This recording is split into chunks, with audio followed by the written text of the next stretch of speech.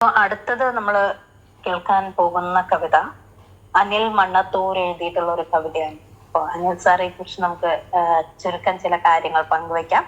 അദ്ദേഹം കഥ, കവിത, ലേഖനം, അനുഭവക്കുറിപ്പ്, ബാലസാഹിത്യം എന്നിവയിലാണ് കൂടുതലായിട്ടും അഭിരുചിയുള്ളതും സജീവമായിട്ടുള്ള മേഖലയും. കുറുക്കു കവിതകളാണ് ഏറെ ഇഷ്ടം. ആനുകാലിക പ്രസിദ്ധീകരണങ്ങളിലും ഓൺലൈൻ മാസികകളിലും അദ്ദേഹം എഴുതി വരാറുണ്ട്. 52ഓളം കൂട്ടായ്മ പുസ്തകങ്ങളിൽ രചന വന്നിട്ടുണ്ട്. ഡിസംബർ അവസാനത്തിൽ ദൈവകൃപ എന്ന ചെറുകഥാ സമാഹാരവും ചെറുവരികൾ എന്ന കവിതാ സമാഹാരവും പുറത്തിറങ്ങും. സാമൂഹ്യ മാധ്യമങ്ങളിലെ പല കൂട്ടായ്മകളിലും അംഗീകാരങ്ങൾ ലഭിച്ചിട്ടുണ്ട്.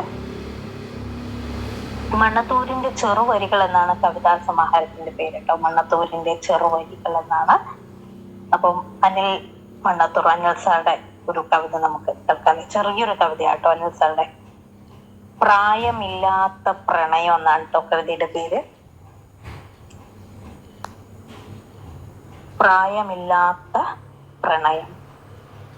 ആ കവിത ഞാൻ എൻ്റെ കമന്റ് ബോക്സിലിടാം കേട്ടോ. ഓക്കെ, അപ്പൊ നിങ്ങൾ അത് വായിക്കുമ്പോഴേക്കും നമുക്കത് ജസ്റ്റ് ഒന്ന് ചൊല്ലാൻ ശ്രമിക്കാം അല്ലേ.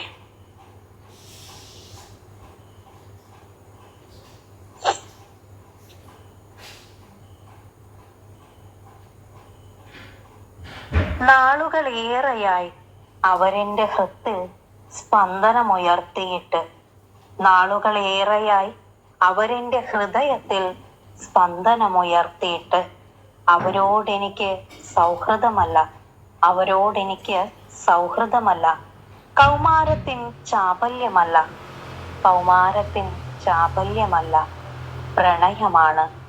അവരുടെ നരയാർന്ന മുടികളോ ചുളിഞ്ഞ ചർമ്മമോ നെറ്റിയിലെ കുങ്കുമമോ താലിച്ചരടോ പ്രശ്നമില്ലെനിക്ക്. അവരുടെ നരയാർന്ന മുടികളോ ചുളിഞ്ഞ ചർമ്മമോ നെറ്റിയിലെ കുങ്കുമമോ താലിച്ചരടോ പ്രശ്നമില്ലെനിക്ക്. പ്രണയത്തിന് കണ്ണില്ല, പ്രായമില്ല, പ്രണയത്തിന് കണ്ണില്ല, പ്രായമില്ല. അവരുടെ കണവന്റെ വേദന എനിക്കറിയേണ്ടതില്ല. എനിക്ക് എൻ ശരിയാണ് ശരി, മറ്റുള്ളവന്റെ മനസ്സ് എനിക്ക് കാണേണ്ടതില്ല. ഞാനൊരു ന്യൂ ജനറേഷനാണ്, ഞാനൊരു ന്യൂ ജനറേഷനാണ്. അനിൽ മണ്ണത്തൂർ എഴുതിയ വരികളാണ്. അപ്പൊ തീർച്ചയായും ആ ഒരു